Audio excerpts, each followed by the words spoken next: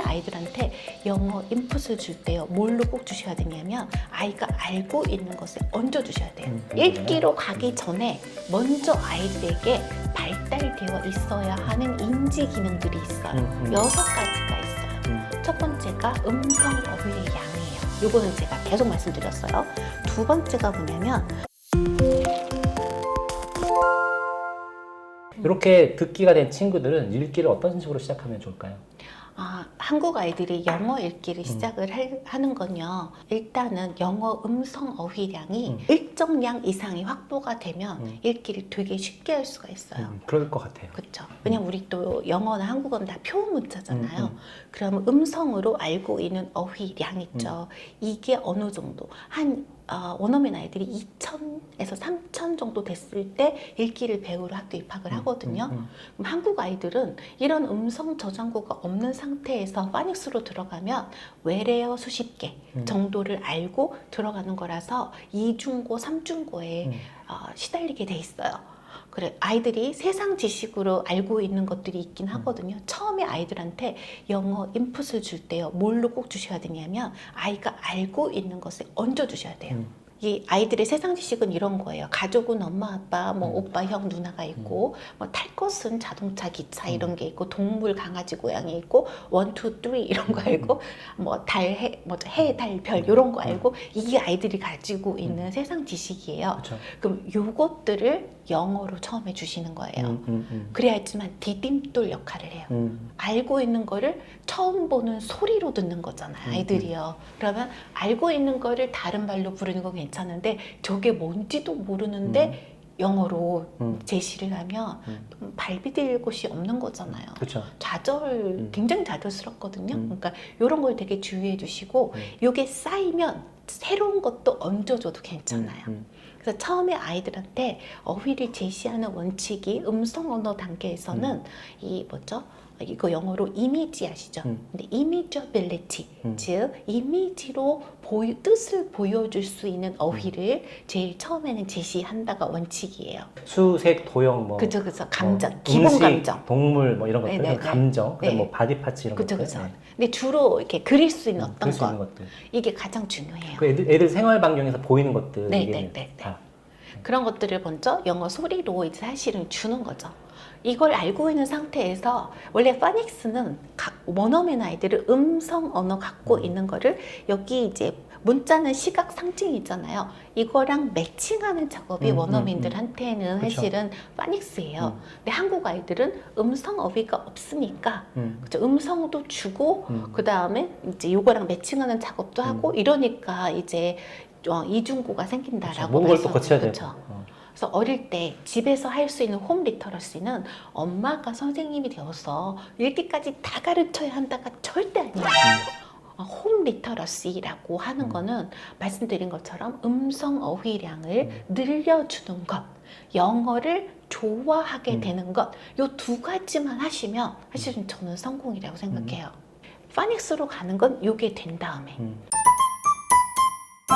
그 전에 이런 게 있어요. 이제 제가 어휘를 지금 말씀드렸잖아요. 이거는 영어에만 해당되는 건 아닙니다. 이제 한국어 읽기, 모든 외국어 그쵸? 할 때 그런 기본 단어도 있는 읽기로 가기 전에 먼저 아이들에게 발달되어 있어야 하는 인지 기능들이 있어요. 6가지가 있어요. 첫 번째가 음성 어휘의 양이에요. 요거는 제가 계속 말씀드렸어요.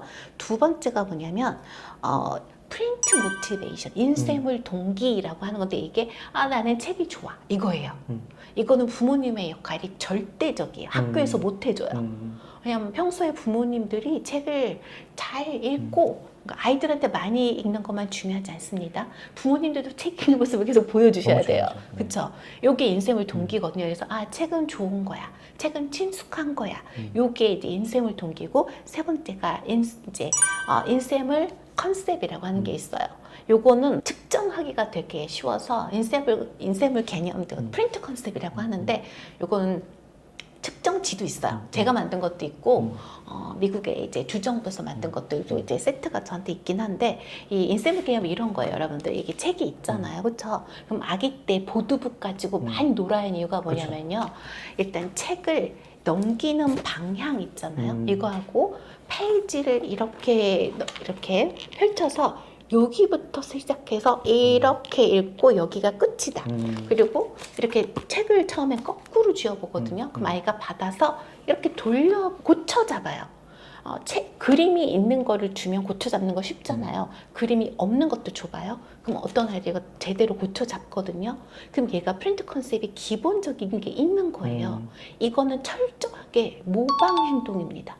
부모님들이 읽는 모습을 보여주거나 함께 읽는 체험을 해야 프린트 컨셉이 생겨요. 그러니까 이것조차 생기지도 않은 아이들한테 한글 가르치시면 안 돼요. 그래서 1살밖에 안 됐는데 한글 막 이렇게 가르치시면 어디부터 읽어야 하는지, 눈을 어디다 둬야 하는지, 그리고 애기들이 보면 책 펴갖고 뭐 하냐면 이런 거 하거든요. 이렇게 해요. 읽을 줄 모르는데. 이거 이제 놀이처럼 하는 건데 요게 안 된 상태에서 한글도 힘들어요. 근데 한글을 읽을 줄 아는 아이들이 사실은 우리나라에서 영어로 들어오잖아요. 그럼 요 사실 컨셉은 다 가지고 들어오거든요. 전이가 되기 때문에 가지고 들어오고요. 또 하나가 뭐가 있냐면 서사 능력이 필요해요. 서사 능력은 옛날 이야기예요. 그래서 아이들이 뭐 누가 어떻게 해서 어떻게 갈등이 생겨서 풀고 잘 살았대요. 이런 거를 아이들한테 계속 들려줄 필요가 있어요. 이게 있어야 책을 읽을 수가 있는 거예요. 그렇죠. 그래서 외국의 초등학생들은요 꼭 2학년 정도까지 뭐 하냐면 미국에선 이걸 쇼앤텔이라고 해요. 집에서 뭘 갖고 와서 돌아가면서 얘들아 이건 내가 여행 갔을 때 저번 여름에 엄마 아빠랑 놀러 갔을 때 갖고 온 거거든. 이거 하고 뭐를 하고 뭘 했는데 참 재밌었다. 이런 걸 하는 거예요. 그러면 시작, 그 다음에 전개, 그다음에 결말, 기승전결. 그렇죠. 요거를 아이들이 아는 거거든요. 요 구조가 머릿속에 들어가 있어야 그게 책 보통 읽기. 몇 살로 보나요? 요건 아이들이 그러니까 만 5세부터 얘네들은 문자를 배우기 시작하잖아요. 그럼 만 5세 이전에 이미 요게 되어 있어야 한다는 거예요. 아주 복잡한 구조를 알 필요는 없지만 이야기는 시작하면 끝난다.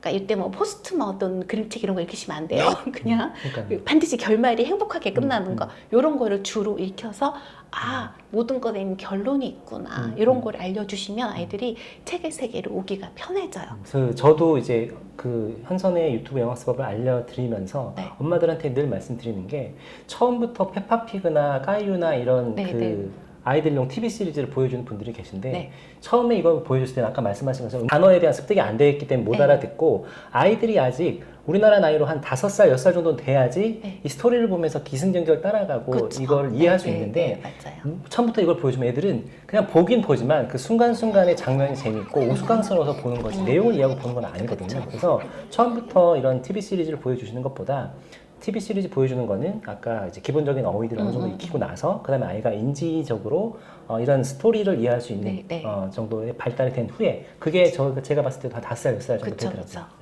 책 읽기도 해서 그렇게 해야 된다는 말씀이신 거죠? 그리고 이제 문자에 대한 지식이 조금 있어야 돼요. 문자에 대한 지식은 알파벳을 다 안다가 절대 아니에요. 뭐냐면 보통 간판 읽기로 시작을 하거든요. 그래서 길거리를 딱 가다가 저기 내 이름에 들어있는 기억자가 저기 기억이네. 요거 있죠. 이게 문자 지식이에요. 이거는 우리가 소리로 내는 거를 저기다가 적어 놓는다는 걸 아는 지식이거든요. 그래서 영어권에서는 아이들이 제일 먼저 배우는 알파벳 글자가 M이에요. M?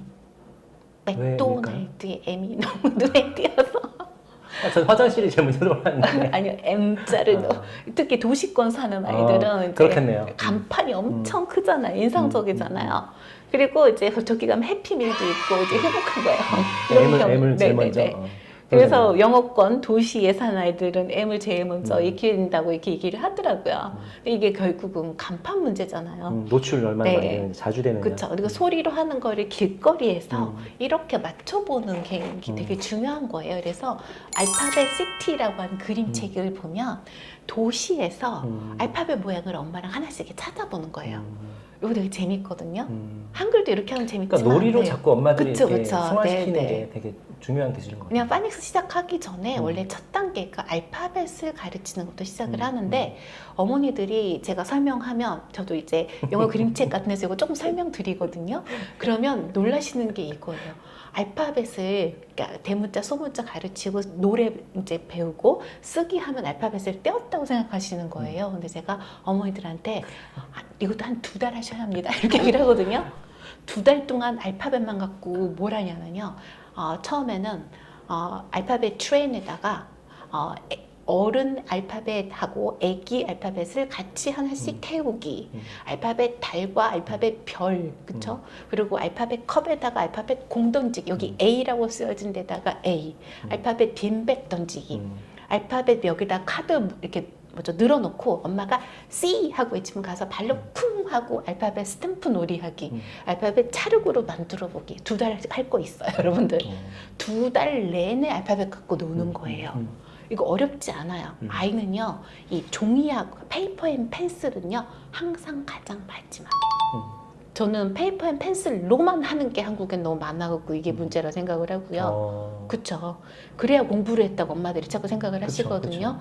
그러나 중요한 거는 놀이가 주가 되는 거고, 마무리를. 이제 오늘 우리가 A를 배웠지? 그러면요, 여기 아이들은 처음 혼자 A 못 써요. 그럼 뭐 하는 거예요? 여기다 엄마가 A를 써놓고 색칠만 시키는 거예요.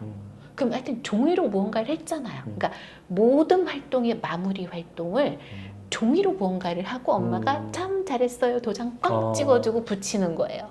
이래야지 이게 왜 필요하냐면 마무리는 항상 종이구나 이래야지만 나중에 책으로 오기가 편해져요. 기억에 남기도 하고요. 그렇죠. 뭐가 남기도 하고.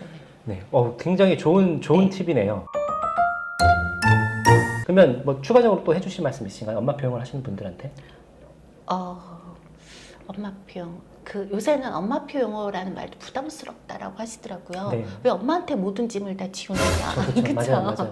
그래서 이제 홈 리터러시라고 하자 이런 말도 나오긴 하는데 사실 뭐 엄마도 나빠든 상관은 없어요. 엄마표 영어를 하는 이유는 영어를 통해서 아이하고의 유대 관계를 사실은 돈독하게 하는 것, 아이가 영어를 좋아하게 하는 것 이게 가장 중요하다고 생각을 하고요. 엄마가 학습을 다 시키려고 하면 아이하고의 관계가 망가져요. 예. 그래서 학습은 본격적으로 하는 건 학원이나 다른 교육기관 전문가들한테 맡기시는 게 좋은데 제가 한번 이렇게 말씀을 하니까 엄마를 무시하는 거냐 이렇게 댓글이 드린 적이 네, 엄마들 무시한다고. 저는 제가 해도 애들랑 학습이 안 되는데 자꾸 저도 못하거든요. 안 돼요. 가르치는 게. 저는 영어 교육을 전공했는데도 제 아이하고 객관적인 분리가 안 되잖아요. 그렇죠. 전문가일수록 더 어려운 것 같아요. 배워온 거를 제가 한번 이렇게 체크를 해줄 수는 있어요. 그러나 절대로 제가 가르치려고는 안 하거든요. 책 읽기는 이제 베드타임, 그 잠자리 독서로 영어를 읽든 한국어를 읽든 그거는 되게 중요하다고 생각해요.